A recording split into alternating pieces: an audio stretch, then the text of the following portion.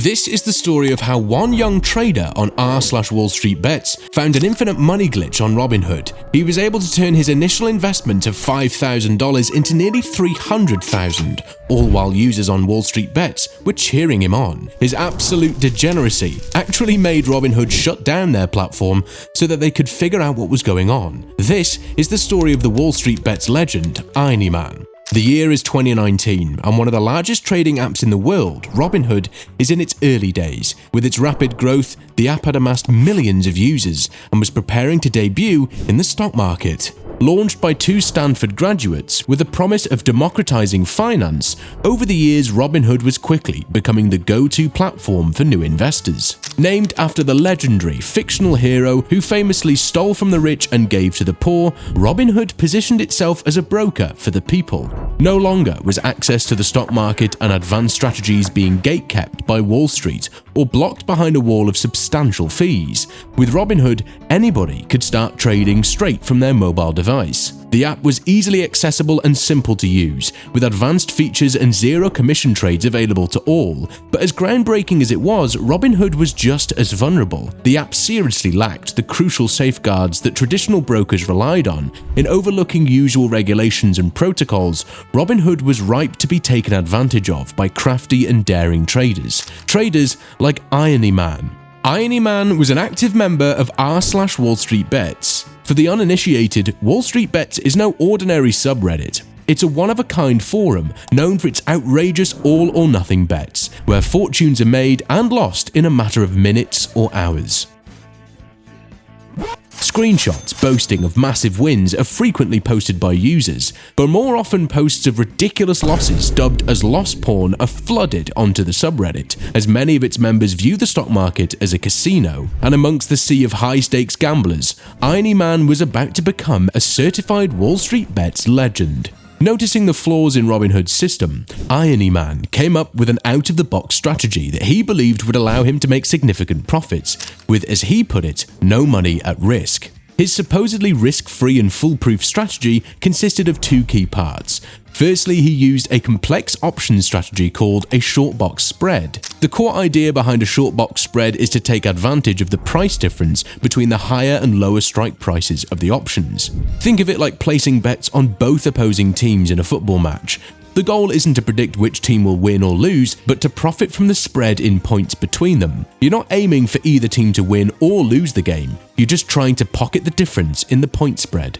Theoretically, as long as the options are held until expiration and not exercised early, the box spread strategy creates a unique arbitrage-like opportunity where the profit comes from the difference between the higher strike price at which the trader sells the options and the lower strike price at which the trader buys the options. Because the strategy involves locking in these prices through the simultaneous buying and selling of calls and puts, the trader is able to make essentially risk-free profits. Under normal market conditions, the difference between strike prices should remain stable, with little to no exposure to market volatility.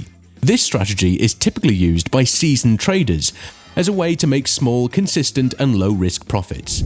Pennies on the dollar, really, when market conditions are stable. However, it's not commonly used by retail traders because it has several drawbacks that limit its effectiveness and profitability. For one, it requires a substantial amount of collateral to initiate the trade, as the position involves both buying and selling multiple options contracts. This large upfront commitment significantly outweighs the potential returns, which are minimal at best. Timing is also critical.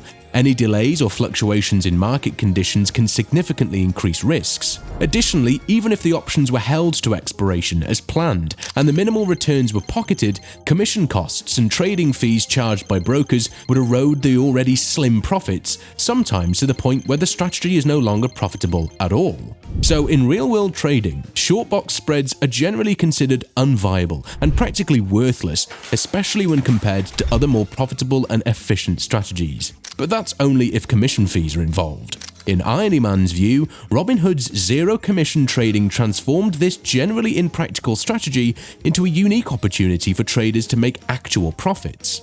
Irony Man found what he thought was an arbitrage opportunity with UVXYB options, a VIX short-term futures ETF. That being said, with the nature of this strategy and Irony Man's modest starting balance of $5,000, even with zero fees, this strategy was still at best minimally profitable. And like most of the traders in Wallstreetbets, Irony Man wasn't interested in making small, consistent gains.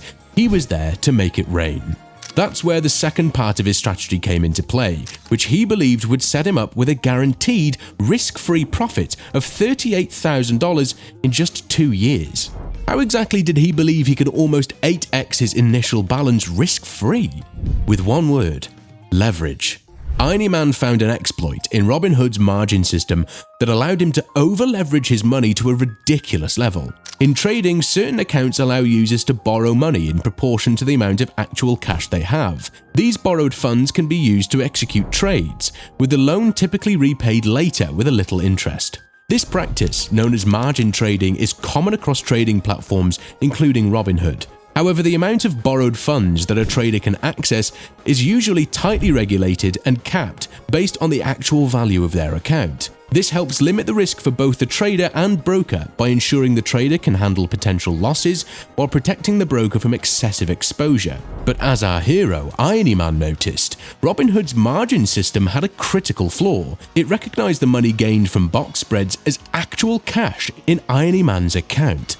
By repeatedly using the short box spread strategy, Irony Man artificially inflated the perceived value of his trading account.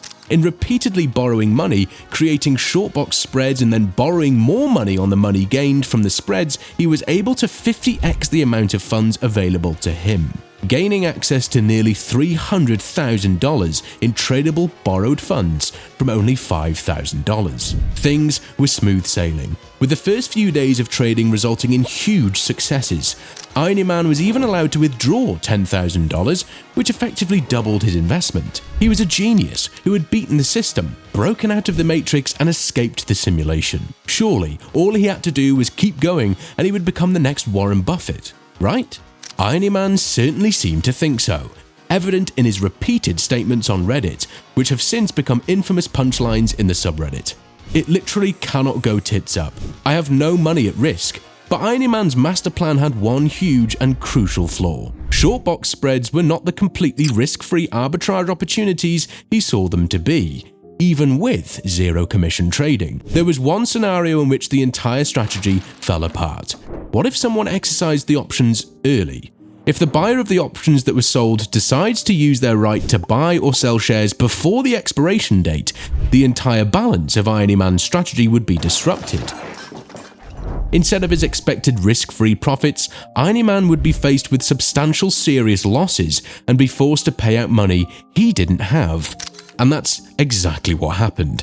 Several of the buyers of Irony Man's options decided to exercise early. Suddenly, he was on the hook to pay out nearly $60,000, money he didn't have. This alerted Robinhood, who finally woke up and realized they were on the line for about $250,000 due to the funds they had loaned out. Robinhood acted swiftly, liquidating Irony Man's trading account, shutting down his positions, and banning the strategy from their platform. It wasn't just him who they shut down either. They closed down all accounts using similar strategies, forcing anyone who had made significant profits to surrender them back to Robinhood. The news spread quickly, and Robinhood faced significant backlash for their lack of regulation. Users were outraged, and public perception of Robinhood turned sour. The company, supposedly built as the people's broker, had failed to disclose the full risks involved in trading on margin, and had blatantly failed to honor legal contracts with users when closing their positions early. The controversy grew, with some users even bringing up taking legal action. The whole Wallstreetbets subreddit was captivated by Irony Man's incredible story. Memes circulated the subreddit with a nearly 5-minute edit of him as Iron Man, accumulating 35,000 upvotes, and a Jason Bourne edit of him acquiring another 7,800. The Redditors could not look away. One user, quoting Marvel, said, "Captain America, we don't trade lives. Irony Man, we trade box spreads." Others even going as far to say that the subreddit was peaking, both because of Irony Man's insane plays and the amazing memes that were made around it. To top it all off, and counter to what you may expect, despite his actions, our genius Irony Man was completely off the hook. Even with his stupidity and miscalculations, he was legally protected from having to repay any of the money that he owed. The onus was legally on Robinhood and their lax regulations. It truly was straight out of a movie. In fact, one member predicted that a Hollywood movie would be made around Irony Man. Give it another week or so and they're going to try and turn this into a movie. The Autist on Wall Street. P.S. I want royalties if they use that title. In fact, his cocky posts on the Wallstreetbets subreddit actually served as a public disclosure, which could allow the general public to make a solid case against Robinhood for their failure to disclose associated risks and failure to honor existing contractual agreements when they closed users' positions. Out of fear of a possible class action lawsuit and to prevent the story from getting even bigger, Robinhood did not pursue Irony Man. This only made the subreddit go even crazier. One member's wife even cross-stitching Irony Man's infamous line, "It's risk-free money," with the post acquiring 21,000 upvotes. User College Fur Trader put it best with his succinct statement, "What a effing time to be alive." Unfortunately for Robinhood, it was in their best interest to eat the loss and move forward. If the situation got worse, it could become an obstacle in their future plans to IPO. They wanted to avoid an investigation from occurring, as it could lead to a domino of legal actions and headaches for the company. Not only did the now Wallstreetbets legend Irony Man make Robinhood eat the six-figure loss, but he also avoided paying any taxes on his debt. Typically, the IRS treats forgiven debt as taxable income. Irony Man was not liable to pay any taxes as he had not received any benefits from the forgiveness himself. When Robinhood had wiped out the debt, it was treated as a loss for the company rather than a gain for Irony Man. Not only did he walk away without owing anything to Robinhood, but Irony Man also avoided paying a single cent in taxes. In a way, Irony Man actually did make a risk-free profit, effectively doubling his initial investment through Robinhood's money. Prior to everything falling apart, when his balance was still increasing, Irony Man had, in an uncharacteristically wise way, withdrawn $10,000 from his account. As Robinhood would not pursue him legally or force him to repay the debt,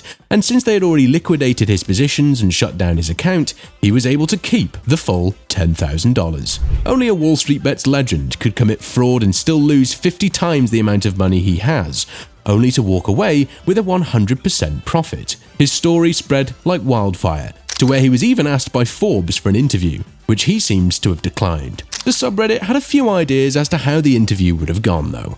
Regardless, the mad lad has been forever immortalized in the Wallstreetbets Hall of Fame, and his story will be told for years to come.